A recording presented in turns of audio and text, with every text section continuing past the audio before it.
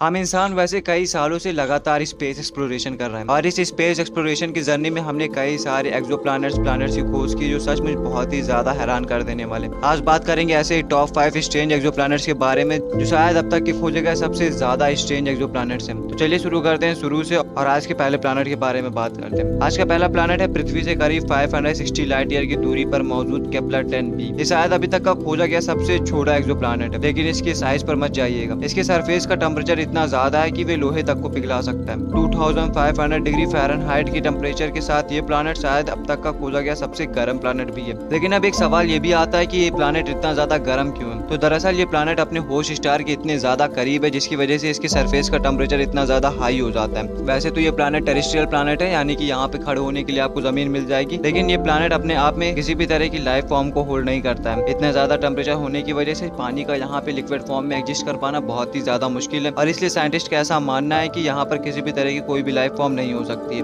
ये प्लैनेट अपने host star के इतने ज्यादा करीब है कि केवल इसे मात्र 20 घंटे का समय लगता है अपने होस्ट स्टार का एक चक्कर कंप्लीट करने में। इसका मतलब ये हुआ कि इस प्लैनेट में एक साल केवल 20 घंटों का होता है। इसके अलावा ये प्लैनेट अपने होस्ट स्टार के टाइडली लॉक है, जिसकी वजह से इस प्लैनेट की एक साइड हमेशा सूरज की तरफ रहती है तो दूसरी साइड पर सूरज की रोशनी कभी भी नहीं पहुंच पाती है। यानी प्लैनेट के सामने वाले हिस्से में हमेशा दिन रहता है और प्लैनेट के पीछे वाले साइड में हमेशा रात रहती है, जिसकी वजह से ये बहुत ही ज्यादा स्ट्रेंज क्लाइमेट भी देता होगा। हमारा अगला प्लैनेट है पृथ्वी से करीब 320 लाइट ईयर की दूरी पर मौजूद HD 131399AE। इस प्लैनेट की सबसे अजीब बात यह है कि ये एक ट्रिपल स्टार सिस्टम है। इसका मतलब ये हुआ कि ये प्लैनेट एक बार में 3 स्टार को ऑर्बिट करता है। इस प्लैनेट का साइज भी पृथ्वी से काफी ज्यादा बड़ा है। इसके अलावा ये पूरी तरह से गैसियस प्लैनेट है, जिसकी वजह से साइंटिस्ट को इस प्लैनेट में भी किसी तरह की कोई भी लाइफ फॉर्म की उम्मीद नहीं है। ये प्लैनेट भले ही 3 स्टार्स की चारों तरफ ऑर्बिट करता हो, लेकिन आप जानकर हैरान रह जाएंगे कि इस प्लैनेट का एटमॉस्फेयर बहुत ही ज्यादा ठंडा है। इसके पीछे का रीजन ये है कि ये प्लैनेट अपने होस्ट स्टार के बहुत ही ज्यादा दूर ऑर्बिट करता है, जिसकी वजह से इस प्लैनेट के सरफेस का टेम्परेचर बहुत ही ज्यादा ठंडा है। हमारा अगला प्लैनेट है पृथ्वी से करीब 20 लाइट ईयर की दूरी पर मौजूद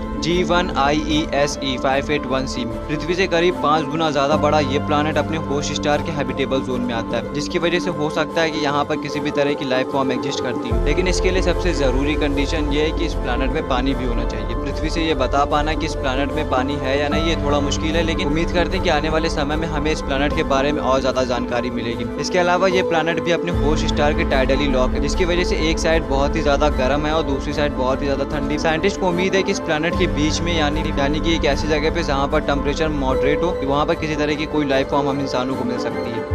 हमारा चौथा प्लैनेट है पृथ्वी से करीब 30 लाइट ईयर की दूरी पर मौजूद प्लैनेट J1407। ये प्लैनेट सचमुच अपने आप में बहुत ही ज्यादा स्ट्रेंज है। इस प्लैनेट को सुपर सैटर्न कहना ज्यादा सही होगा और हमने इस प्लैनेट को अपने एक वीडियो में कवर किया है, उस वीडियो का लिंक आपको डिस्क्रिप्शन बॉक्स में मिल जाएगा। उस वीडियो में हमने डिटेल में कवर किया है कि ये प्लैनेट इतना ज्यादा स्ट्रेंज क्यों है। और अगर हम ब्रीफ में कहें तो इस प्लैनेट की सबसे अजीब बात यह है कि इस प्लैनेट की रिंग्स इतनी ज्यादा बड़ी है कि इनका डायामीटर 5 करोड़ किलोमीटर से भी ज्यादा है। और अगर हम इसे सूरज से रिप्लेस कर देंगे तो हम पाएंगे कि इसकी रिंग्स वीनस तक आ चुकी हैं। इसके अलावा इस प्लैनेट की सबसे आउटर रिंग का एक चक्कर कंप्लीट करने में हमें 5 साल से भी ज्यादा का समय लग जाएगा। और स्ट्रेंज बात यह भी है कि इस प्लैनेट का वजन पृथ्वी से भी कम है। तो फिर एक सवाल ये भी उठता है कि एक ऐसा प्लैनेट जिसका वजन पृथ्वी से भी कम है, वे इतनी बड़ी रिंग्स को कैसे संभाल पाता है। हमारा अगला और आखिरी प्लैनेट है पृथ्वी से करीब 57 लाइट ईयर की दूरी पर मौजूद GJ504b। एक ऐसा प्लैनेट जो पूरी तरह से गैसियस है, लेकिन इसे चेरी बॉम्ब कहना ज्यादा सही होगा क्योंकि इसके सरफेस का टेम्परेचर बहुत ज्यादा हाई है और इसका कलर बिल्कुल रेड है। आपको बता दें ये प्लैनेट बहुत हद तक जुपिटर की तरह मिलता जुलता है और साइंटिस्ट को उम्मीद है कि ये प्लैनेट अभी ज्यादा पुराना नहीं है, जिसकी वजह से इसके सरफेस का टेम्परेचर इतना ज्यादा पिंक है। और समय के साथ जब ये प्लैनेट पुराना होने लगेगा तो इसका कलर फेड होने लगेगा और फिर ये जुपिटर की तरह व्हाइट या फिर ऑरेंज कलर में आ जाएगा। लेकिन इस प्लैनेट की मदद से हम इंसान ये भी समझ सकते हैं कि हमारे जुपिटर शुरुआती कुछ सालों में कैसा रहा होगा और उसका फॉर्मेशन कैसे हुई होगी। और हो सकता है कि ये प्लैनेट हम इंसानों को जुपिटर के बारे में और ज्यादा जानकारी दे सके। फिलहाल आज की वीडियो में बस इतना ही और उम्मीद करते हैं कि आपको आज के टॉप 5 स्ट्रेंज प्लैनेट जरूर पसंद आए होंगे। ऐसे ही अमेजिंग वीडियोस के लिए जुड़े रहिए हमारे साथ, सब्सक्राइब करिए हमारे चैनल का।